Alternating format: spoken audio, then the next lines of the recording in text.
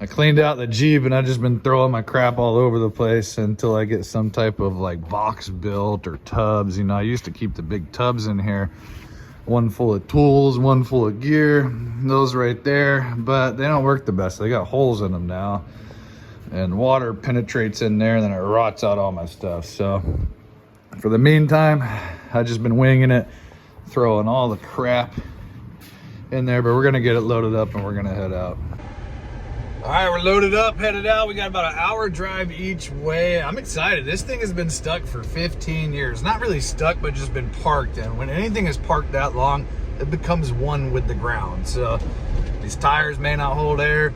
The brakes might be locked up and rusted. I'm expecting a somewhat of a challenging recovery, but we'll see. I'll pick the camera back up when we get there.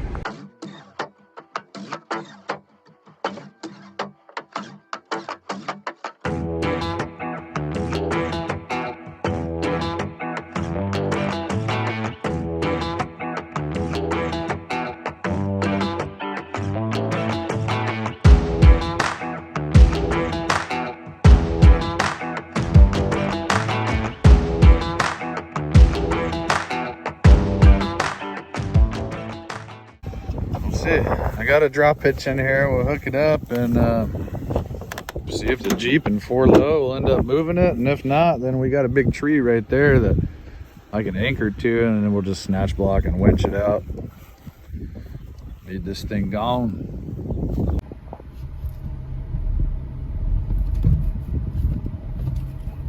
She's on. Ah, that fit. Oh, I gotcha. The lock is stuck.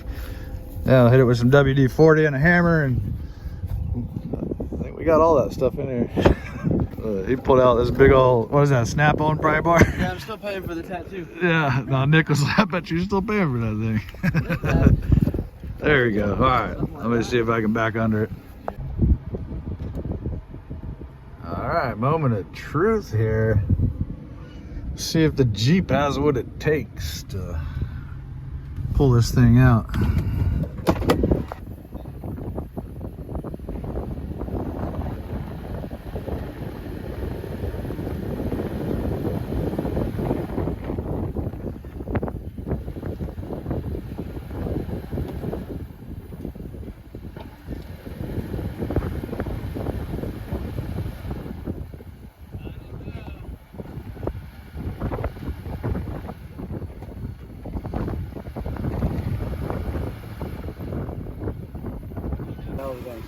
So the Jeep was just digging in, but now we're thinking maybe just run the winch to the tree right here, and with the combination of the winch and the Jeep trying to pull, I think my weakest link there though is that drop hitch. The drop hitch is probably not rated for that amount, but realistically that's a cheap drop hitch that's already shot anyways. It's not a Rhino brand because we don't make a freaking 12-inch drop hitch yet, and this Jeep sits so high that but that one already needs to be replaced, so I'm not too worried about it. But I'll try and hook up the winch and drive forward in 4-low, see if we can get it. We're gonna dig it out a little bit. That thing's locked up in that hole, so. The wheels didn't move though. When he was pulling, the wheels kind of. No. Oh, it's moving it, but the wheel, I don't know if the wheels will even, they might even. No, that's what I'm saying. Those wheels, when he was rocking it, we were talking wheels were right here. Yeah, wheels were moving it. Yeah, if it's been sitting for so long, those brakes could be rusted. If 12 years. Who knows? 12 years. Okay. Maybe 15 years. Plus, up the side over there, the pumpkins are kind of on the ground. Yeah. Yeah. We'll get it though. The Jeep started sinking all fours down, even with an open diff, you know. And my locker is not engaged. I got a rear locker, but I don't have a front locker. But even then, Jeeps have good 4-wheel drive systems, and I mean, if you're on flat land, snow, sand, usually mud, all 4 tires will spin. It's really not until you pin this thing off camber on some rocks, or that's when kind of the open diffs start to shine. But you know, always impressed with the Jeeps. They seem to spin all 4 regardless if lockers are engaged for what we do. If we were on the Rubicon Trail doing some rock crawling, it'd be a different story, but stuff like this, no problem. Oh, the hitch is digging. Oh yeah. All right, we dug it out, and I'm gonna hand the phone to Nick and see if Jeep will try again. One more try before we start winching.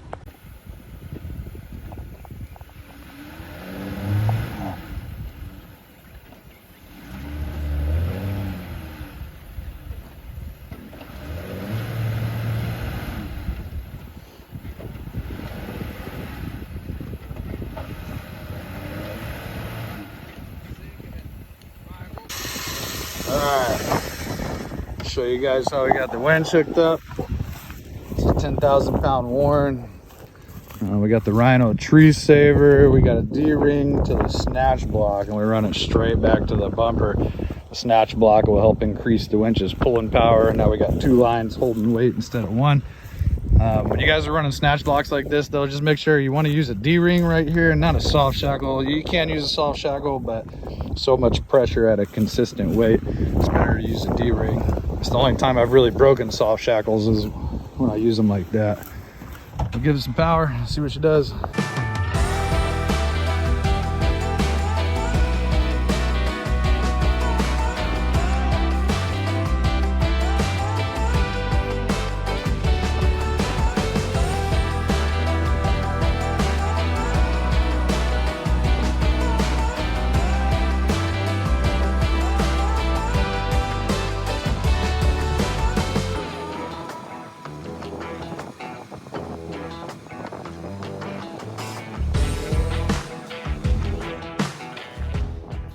Well, we're moving it, kind of walking it sideways, just tearing everything up, but she's almost up and out of the hole.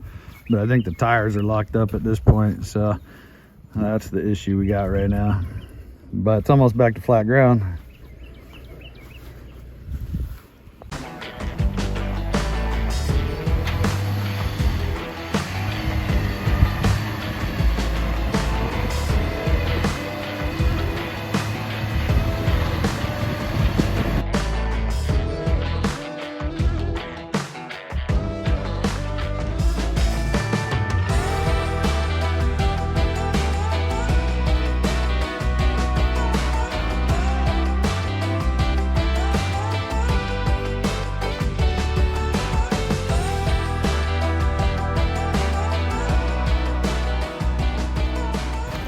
All right, so we are getting too close to this tree right now, and I can't wedge myself in between there. So we're gonna pull in this guy, and I'm gonna run the block to him and see if it will. I'm not sure if it'll hold. It might start dragging him in, but go up as far as you can, and we'll start trying to pull this whole thing over sideways, but we're just locked up tires dragging over here.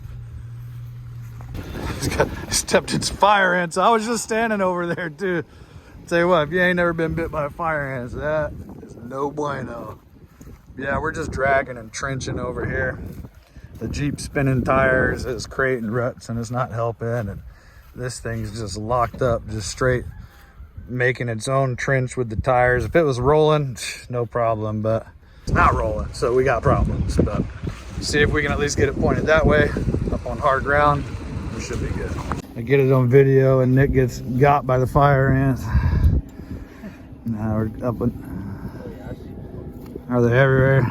Yeah. All right, raise that thing up a little bit. See if we can get a little more angle on this without dragging everything.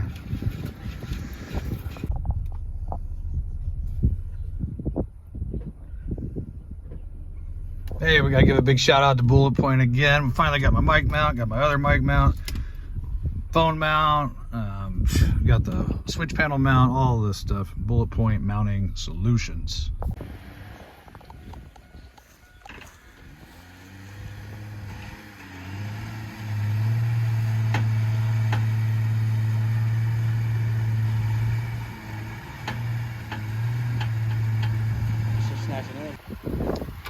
Well, we should have thought of this when we were just disconnected, but we disconnected again, and then that way just moved the Jeep over. That makes it a lot easier on the Jeep instead of side loading everything.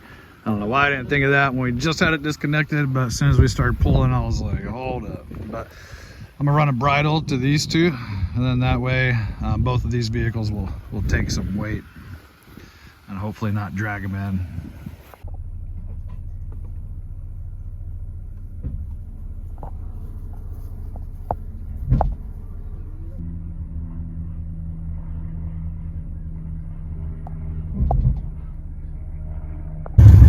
right, this should be the last time.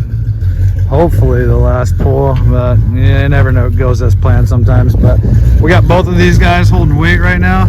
Good. So we got 2 tree savers running out. We got 2 hitch shackles, and again, this is why I carry multiple hitch shackles. That way I can just throw them all in here.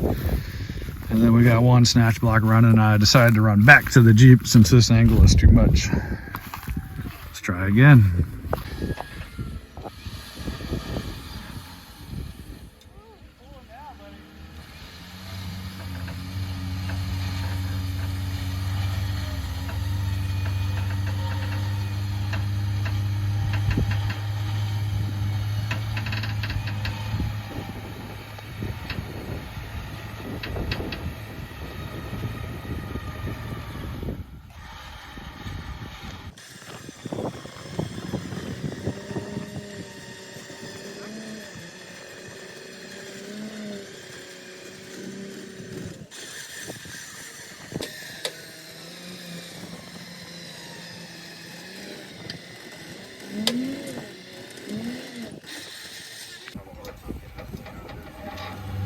If those can't get it, I guarantee a rollback won't. I said a rollback. The only thing that will be sitting there for that is to be able to pick it up. Yeah. Skid steer a front end loader.